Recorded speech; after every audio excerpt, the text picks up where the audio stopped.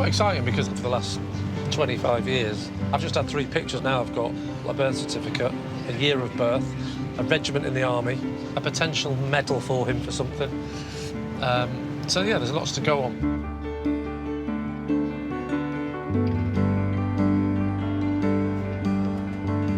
Lee has come to Liverpool to meet historian Professor Peter Doyle. Hi, Lee. Nice to see you. Welcome to Liverpool. Thank you. This is St George's Hall, one of the most important buildings in Liverpool, part of the pride of Liverpool, built in the 1850s. And you may not know this, but Billy Mack here, he joined the army on the 31st of August, 1914, in that building. Did he? I'm fascinated. I obviously know the First World War started in 1914, That's but right. what was the date of the First So World the War? war is starting on the 4th of August. My birthday. There you go, in 1914. So he has joined... So in the first few weeks? Within the first few weeks, Oh, yeah. OK. Conscription only came in 1916. So at this time in the war, the army required volunteers, and he was one of the first to go, and that's an incredible story. Yeah, that is incredible. Yeah, so let's go inside and look at a few documents then. That'd be great. I hope they sell hot chocolate. He was a volunteer soldier. Conscription wasn't brought. Lee and Peter have come to Liverpool's Central Library, just across the road from St George's Hall, where Billy Mack signed up. This is an amazing library. Yeah, it's incredible. And it also has an amazing echo. It's the Liverpool echo. Indeed. This is taken on the 31st of August. These are lads queuing up outside of St George's Hall with the hope that they would be accepted. Where we were just stood, the date he signed up. Yeah, exactly. Really? Do we think there's a chance that my great-granddad is on that photograph somewhere? It's a possibility. That'd be like a very difficult game of Where's Wally? It would. It would. Where's Willie? What do you know about the actual King's Liverpool Regiment? So King's Liverpool Regiment is one of the oldest regiments in the British Army, and the regiment had a number of battalions, and the 17th Battalion that Billy Mack joined is a new phenomenon. This is the Liverpool Pals, the first of the Pals battalions. The Pals were intended to be battalions of friends, a new idea for World War I. First set up in Liverpool, they were the brainchild of a local aristocrat, Lord Derby. He believed more men like Billy Mack would volunteer if they could serve in battalions alongside colleagues, neighbours, and others from a similar background and class.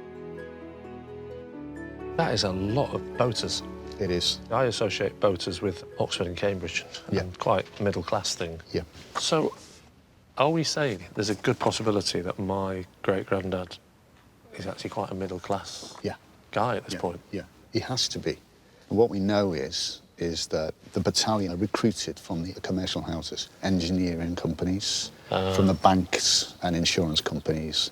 A lot of men were scared of the army. They thought it'd be rough. You've got Lord Derby saying, look, I tell you what, I'll make sure that all of you guys will serve together, that you will be, protected. There's newspaper reports from the time which absolutely say, recruiting has gone well, no undesirables. No. That's what it said by Lord A member Derby. of my family got through that test. He did, yeah. Wow. I don't know what it is. It's, I suppose I'm from a working-class background, so I've automatically assumed he was a very working-class man, I need to show you this. OK, so this is the Liverpool Echo, and this is August the 31st, 1914, so that's the date he signed up. It says here the first PALs taking the oath, being sworn in at St George's Hall today. Yeah. I mean, you can't believe everything you read in the press, but assuming this to be true, it's amazing. In half an hour, the first 1,000 had been completed. Yeah. 1,000 men Yeah. had signed up in half an hour. Yeah, it's incredible, isn't it? Your great-grandfather, Billy Mack, was one of those. We know that because of his regimental number. The regimental numbers for the first 1,000 starts at 15000, and Billy Mack was 15666, and that placed him Typical McKillop, 666. So he was the 666th soldier in this country to be a PAL. That is correct. Wow. This Liverpool PAL phenomenon spread like wildfire because Liverpool PALs were the first, and following on from that, every city across England started to say, hold on a minute, if they can do it, we can do it. That's amazing. So he joins up on the 31st of August, 1914, but what happens next? Obviously, all of these men have to go and get trained. So where did he go for his training? Lord Derby's estate at Knowsley.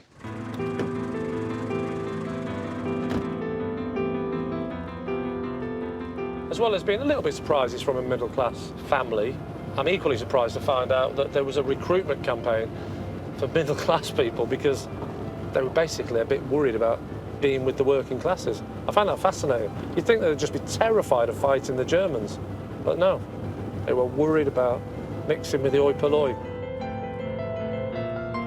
Lee's travelling to the place where his great-grandfather trained with the PALs in 1914. Knowsley Hall. It's quite posh, isn't it? It's well in keeping with these middle-class soldiers and their boats, isn't it? Turning up here and thinking, right, we'll all have a nice Earl Grey and then we'll get on with the fighting, shall we, chaps? It's all very John the Measurer, isn't it? It's awfully cold to be marching there. I wonder if we could put our woolen socks on. There's a war on, Wilson.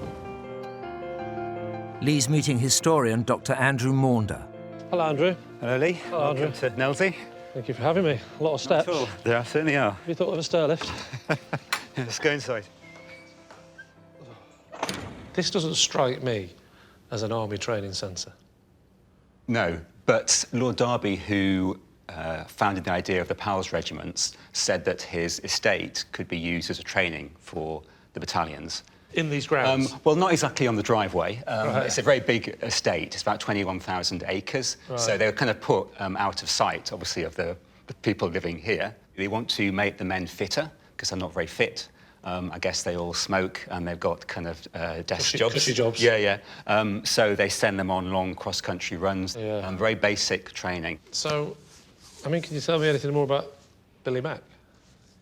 Well, we've got something here that might interest you. This is an account of the war written by F.C. Stanley, who was the commanding officer of the regiment.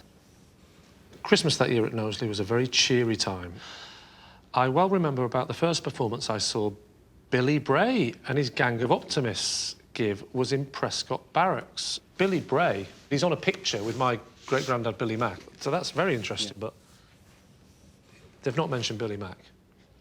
OK. Unless he's one of the optimists. Yeah. Right. So we do have another document here from a bit later in the war. So the Grantham Journal, Saturday, May the 29th, 1915. OK, so this is clearly a big review of the evening, which ends with, at the termination of the above concert, Billy Bray's boys continued the amusement of the troops until after 9 o'clock. The artists included Billy Mack, comedian. Hello. Oh, well, that's brilliant. That's a great start. So, you know, pianist, comedian, tenor, comedian, another comedian. So this sounds very much like a gang troupe of it ain't our hot mum type characters, doesn't it? I think it's along those lines, that you have different acts and people doing their speciality. Comedian, it is a job that, even if you're terrible at it, you can actually have a crack at it. Because I can see the conversation. Can you play anything? No. Can you juggle? Nope. Sing? Got anything you can do? He's got a few gags in his repertoire. He's some pub gags he's heard and he's been telling his mates, why don't you get up and tell those gags on stage? That could have been how he started, you know. And I guess they wrote their own material, a lot of them as well, so you could spend time kind of working out an act and trying it out on your fellow soldiers. So in the barracks, I think there's a lot of in-jokes about army life, a lot maybe taking the mickey out of superior officers. But not in front of the officers, right? Not in front of the officers. Although if they did, the officers could claim to be a good sport. So under normal circumstances, I would be reading this thinking, oh, isn't this exciting? My great-granddad's comedy career has started. But I'm reading the date and I'm well aware that a few months after this, he goes off, which I assume, to fight in the First World War. Yeah, he goes off to northern France.